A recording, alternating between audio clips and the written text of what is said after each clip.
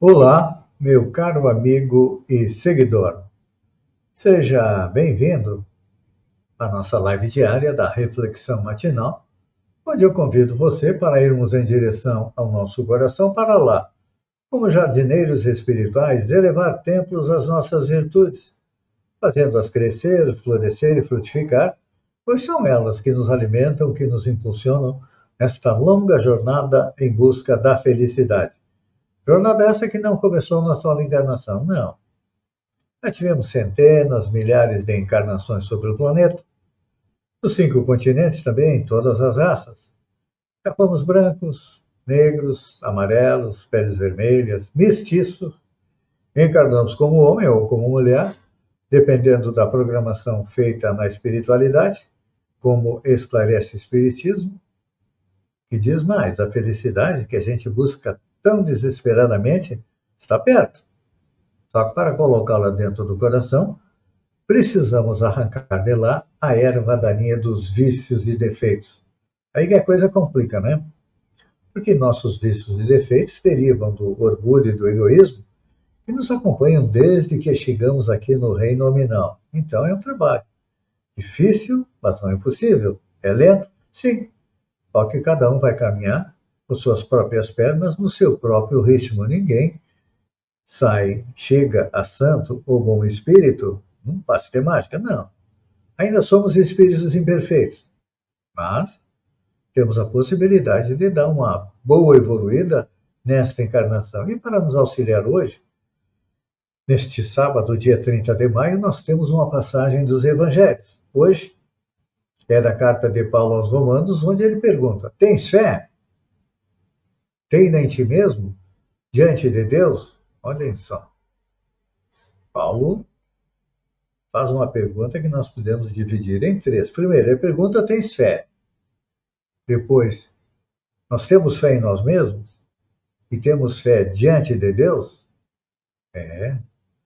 São três coisas separadas, mas que juntas nos auxiliam na nossa felicidade. Porque a fé é o quê? A fé é acreditar. Você acredita em Deus? Você acredita nas suas possibilidades de evolução? Normalmente a gente não acredita muito em nós, não acredita muito em Deus, porque acha que Deus é o responsável pelas nossas dores, pelas nossas dificuldades. E tem mais um agravante. Vivemos até hoje sob a fé cega. Nós éramos obrigados a acreditar, não importa se entendêssemos, achávamos justo, correto ou não. Mas a doutrina espírita nos apresenta um novo modelo de fé. A fé raciocinada. No Espiritismo, ou quem conhece a doutrina espírita, compreende que a fé passa pelo raciocínio. A gente acredita naquilo que a nossa mente consegue absorver. Por exemplo, a fé em Deus, já que estamos falando ali diante de Deus, como é que nós percebíamos Deus até chegarmos na doutrina espírita?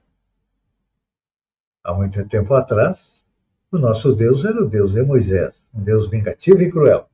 Tinha um povo escolhido.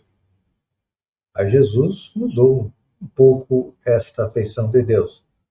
Diz que Deus é um pai, que ama a todos os seus filhos, apesar que eventualmente tem que corrigir. E finalmente chegamos à doutrina espírita, onde Allan Kardec diz que Deus é a inteligência suprema, a causa primária de todas as coisas, o grande arquiteto do universo, que nos criou.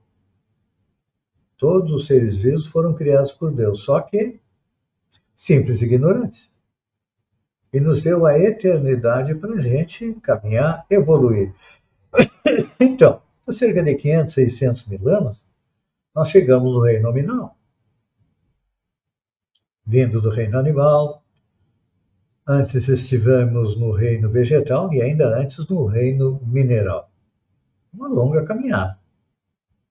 Mas, a partir da compreensão que Deus é a causa primária de todas as coisas e que, como dizia o apóstolo João, Deus é amor, a gente sabe que Deus nos cria para a felicidade e nos dá o quê?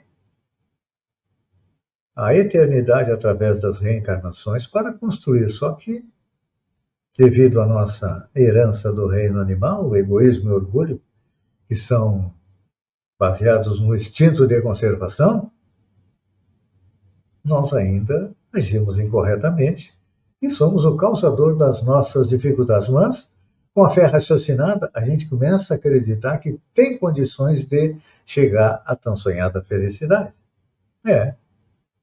Deus não quer que a gente sofra, Ele quer que a gente evolua.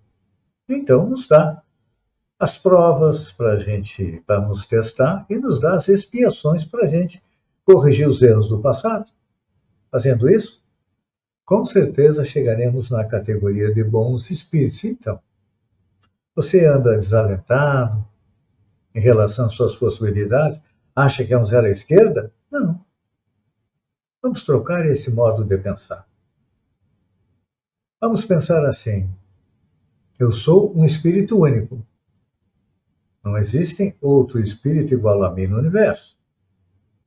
E eu tenho todo o direito de construir a minha felicidade, como também tenho o dever de resgatar meus erros do passado. Por isso estamos aqui na Terra, para construir a nossa felicidade, fazendo o quê?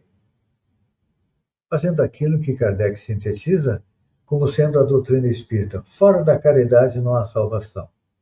E quando Kardec fala em caridade, não é só a caridade do dinheiro, essa é fácil.